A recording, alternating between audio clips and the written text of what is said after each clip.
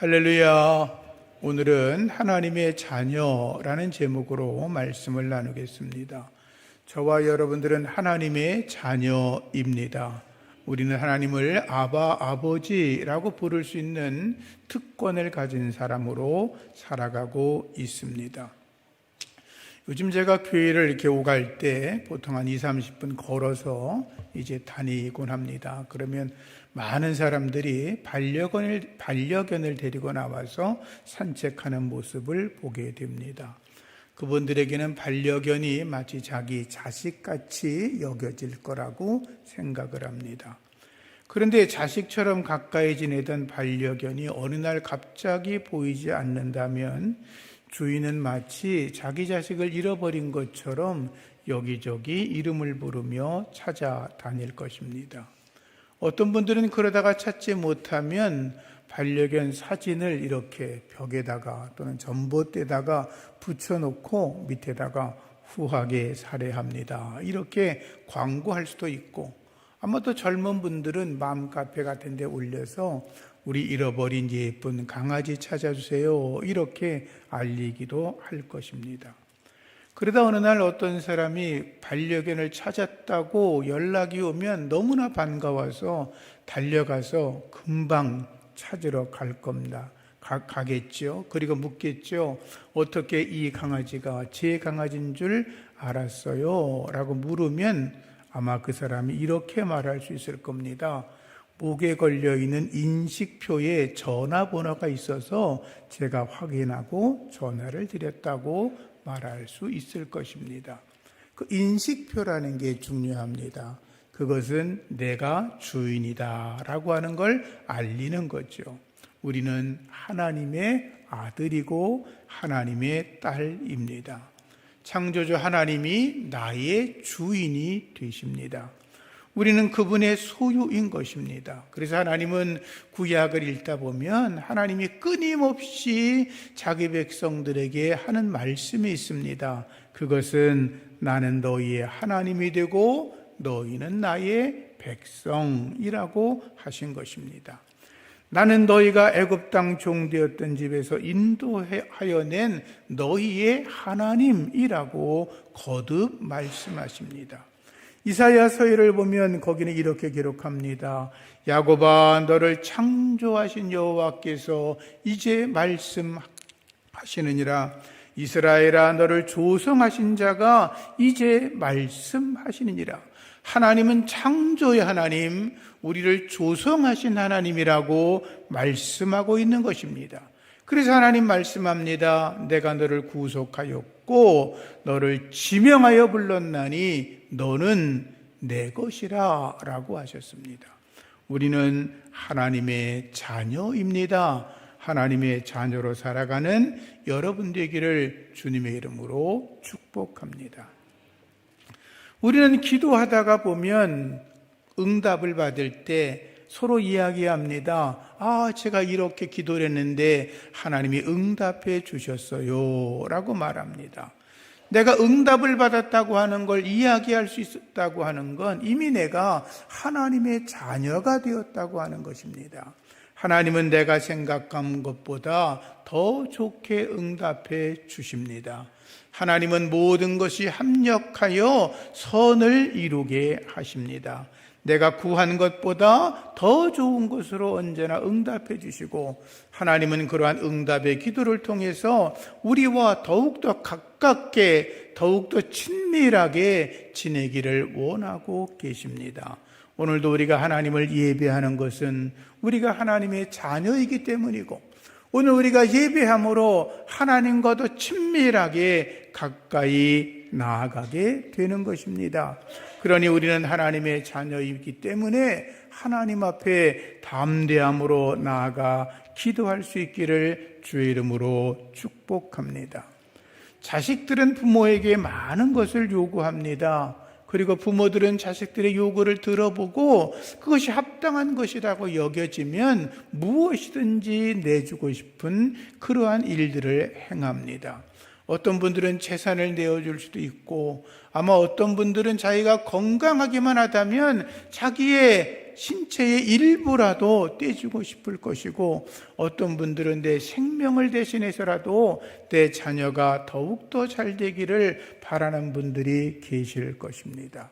마찬가지로 우리도 하나님의 자녀이기 때문에 우리가 믿음으로 구하면, 담대함으로 구하면 하나님께서 반드시 응답해 주신다는 것을 믿으시기를 바랍니다. 요한일서 5장 14절 이하에 그를 향하여 우리가 가진 바 담대한 것은 이것이니 그의 뜻대로 무엇을 구하면 들으심이라. 우리가 무엇이든지 구하는 바 들으시는 줄을 안즉 우리가 그에게 구한 그것을 얻은 줄을 알미니라 라고 하였습니다. 내가 하나님 앞에 믿음으로 기도했더니 하나님께서 내가 믿음으로 구한 그것을 응답해 주셨다라고 하는 확신의 말씀 아니겠습니까? 기도함으로 응답받아 하나님의 자녀된 것을 날마다 확인하며 살아가시기를 주의 이름으로 부탁을 드립니다. 사도행전을 읽다 보면 베드로와 요한이 40년 동안 걷지 못했던 사람을 일으키는 기적의 이야기를 우리가 잘 알고 있습니다. 그 일 때문에 베드로와 요한은 붙잡혀 들어갑니다. 대제사장이 사내들인 회원들이 그 제자들을 향하여 아주 요즘 말로 하면 홍구멍을 냅니다. 그런데 베드로와 요한이 말합니다. 하나님 앞에서 너희의 말을 듣는 것이 옳은지 아니면 하나님 말씀을 듣는 것이 옳은지 판단해 보라고 오히려 큰 소리를 칩니다. 그리고 베드로와 요한은 특별한 죄가 없으니까 풀려 나왔습니다. 그리고 나와서 이제 모여서 기도하던 제자들과 함께 간증을 합니다. 내가 이러저러한 일이 있었고 하나님께서 우리에게 담대함을 주셔서 그 사단의 소굴에서 우리가 벗어나게 됐어. 이런 식으로 간증을 했겠죠. 그리고 그들이 모여서 다시 한번 하나님 앞에 뜨겁게 기도합니다. 그들의 기도한 내용이 성경엔 이렇게 담겨 있습니다. 천지와 바다와 그 가운데 만물을 지으신 여호와 하나님, 저희들이 하나님의 권능과 뜻대로 이루려고 이 성에 모여 있습니다. 하나님 우리의 위협함을 굽어 살펴주시고 또 종들로 하여금 담대히 하나님 말씀을 전하게 하여 주시옵고 손을 내밀어 병을 낫게 하시고 표적과 기사가 거룩한 종 예수의 이름으로 이루어지게 하옵소서라고 강력하게 기도했습니다. 고난을 피하게 해주세요. 핍박이 없게 해주세요. 우리를 평탄한 길로 가게 해주세요. 그런 기도가 아니라 하나님 어떤 고난에도 굴하지 않고 담대하게 복음을 전하는 능력을 달라고 기도합니다.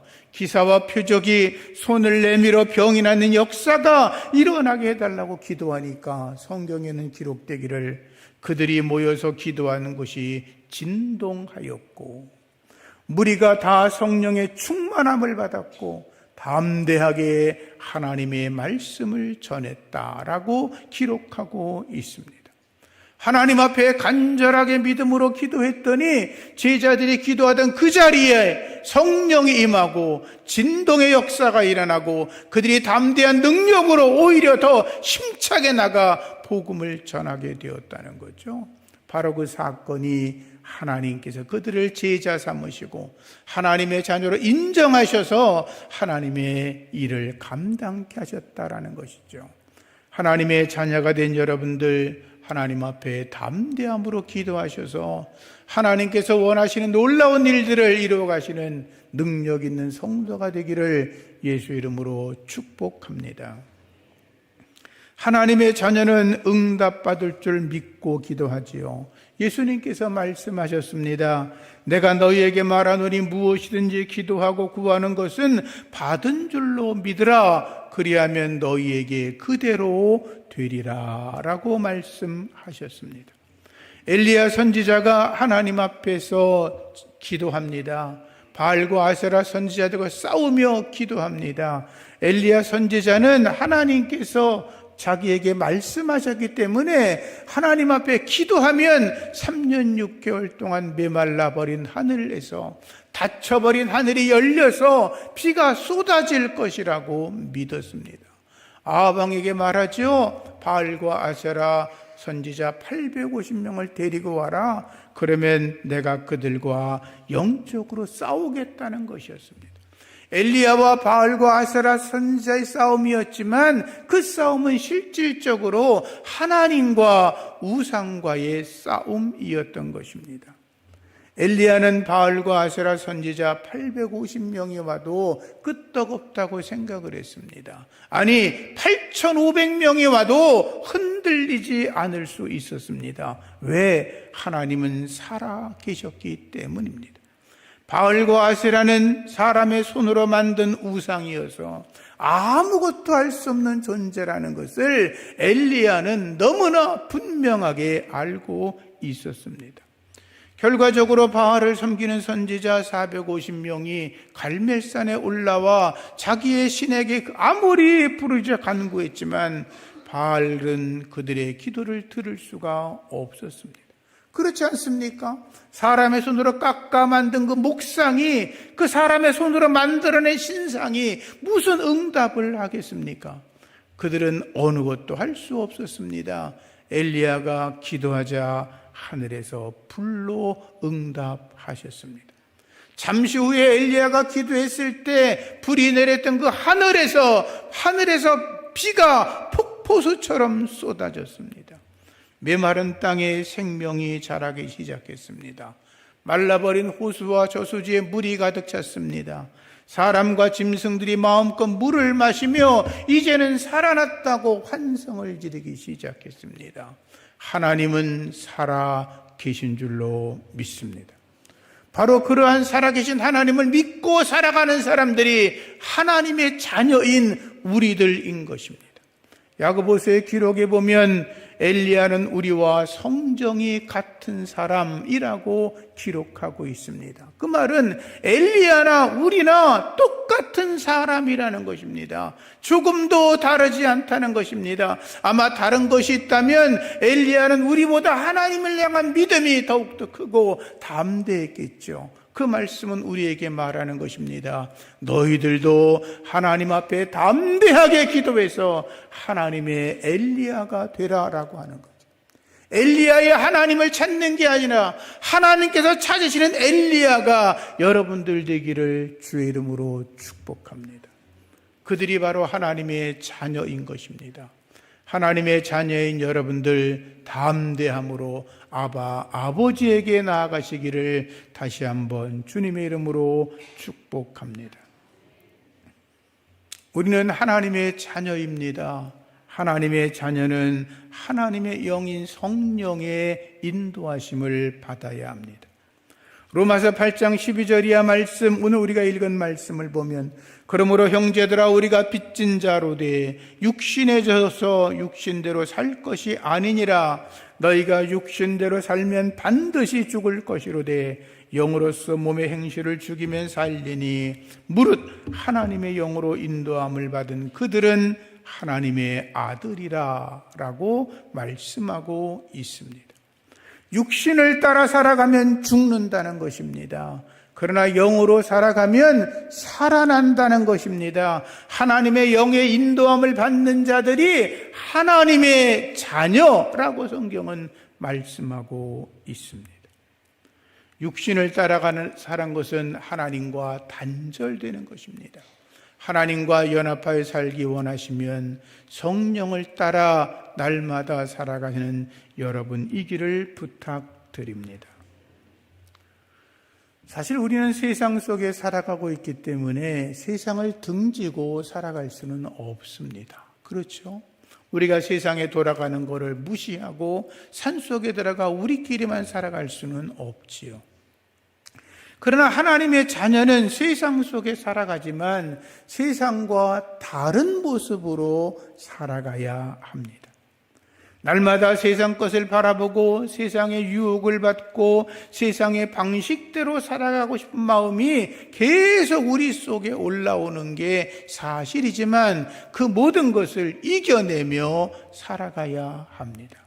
그것이 성령을 따라 살아가는 하나님의 사람들의 모습이지요. 거룩한 능력으로 죄와 세상과 마귀와 싸워 이겨내시기를 주님의 이름으로 축복합니다. 사도 바울은 육신의 일에 대해서 이렇게 말하죠. 음행, 더러운 것, 호색, 우상숭배와 술수, 원수 맺는 것, 분쟁, 시기와 분냄, 당짓는 것, 불리함, 이단과 투기, 술취함과 방탕함, 또 그와 같은 것들이라고 말하고 있습니다. 이런 자들은 하나님의 나라를 유업으로 받을 수 없다라고 단정하였습니다. 베드로가 육신의 일에 대해서 말합니다. 음란과 정욕, 술취함과 방탕, 연락과 무법한 우상 숭배라고 말하면서 이런 것들은 이방인들의 뜻을 쫓아 행하는 것이라고 하였습니다.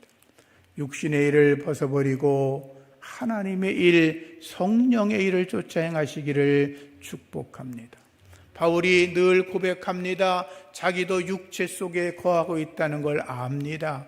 자기도 세상 속에 살아가면서 세상의 유혹에 흔들리는 걸 압니다. 그래서 그는 그 모든 걸 이겨내기 위해서 자기가 했던 이야기들을 고백하는데 이렇게 말하죠. 내가 내 몸을 쳐서 복종시킨다라고 말합니다. 내가 날마다 죽는다.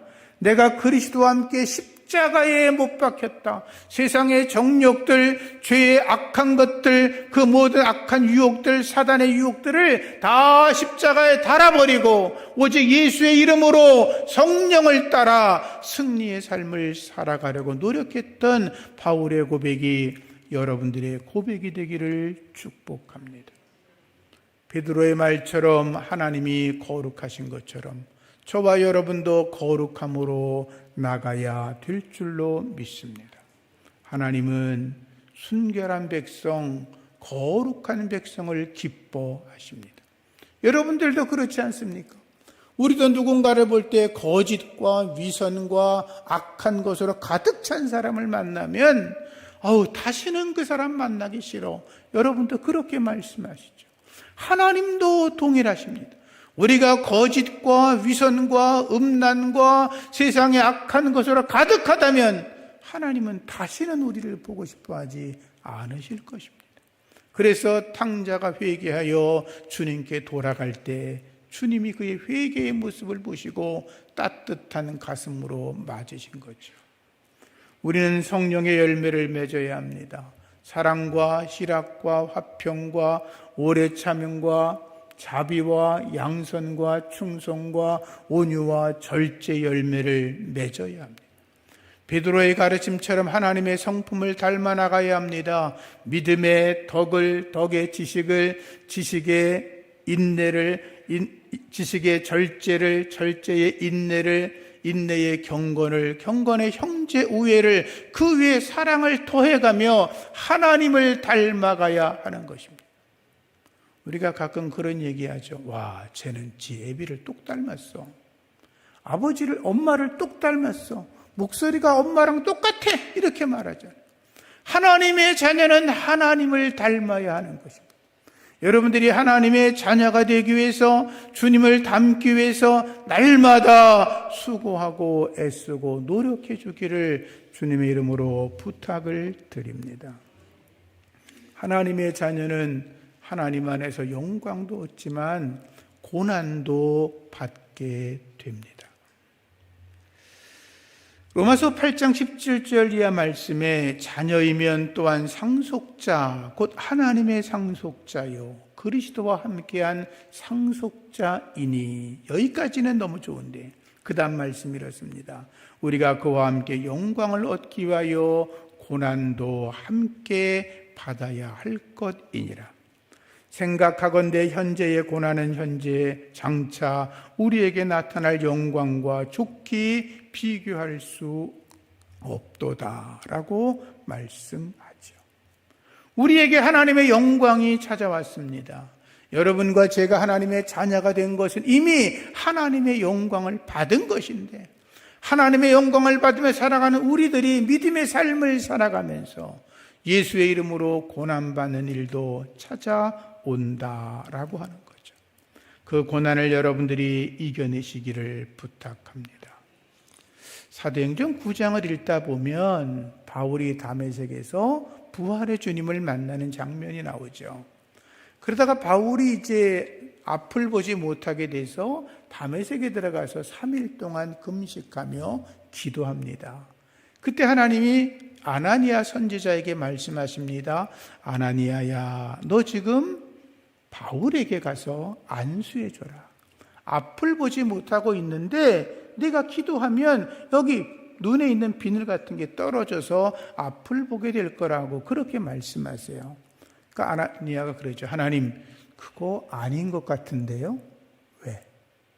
아니, 하나님 그 사울이라는 놈 모르십니까?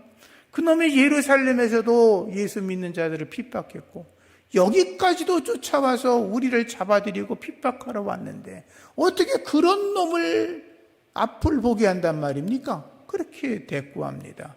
하나님이 이렇게 말씀하십니다. 가라. 이 사람은 내 이름과 이방인들과 임금들과 온 이스라엘 자손에게 복음을 전하기 위하여 나의 택한 그릇이라. 그 다음 말씀이 이렇습니다.